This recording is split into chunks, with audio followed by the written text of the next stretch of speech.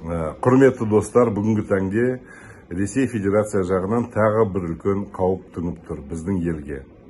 Өйткені Ресейде 1.200.000 азаматы СПИДпен ауырады.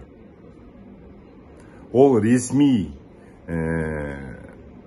цифра болса, оны бейресмиге 3-ке кемінде көбейту керек. Сол цифрларға сүйеніп отырсақ, математиканы қолдансақ, міне 300.000 ресейліктер қазір Қазақстанның елді мекендерінде жүр. Біреулер жұмыспен, біреулер соғыстан тығылып деген сияқты.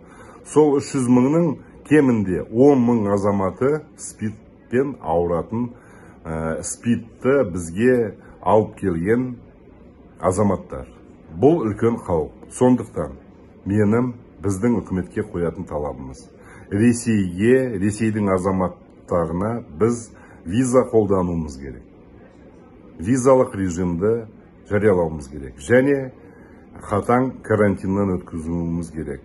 Әрбір Ресейдің азаматы Қазақстан елінде жүрген сол СПИД центрге барып тіркеліп, анализдарын тапсыру керек.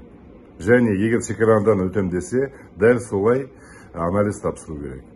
Егер біз бұндай қатаң шараға қол жеткізбесек, еліміздің қақ жартысы дәл сондай жаман ауруға тіреледі.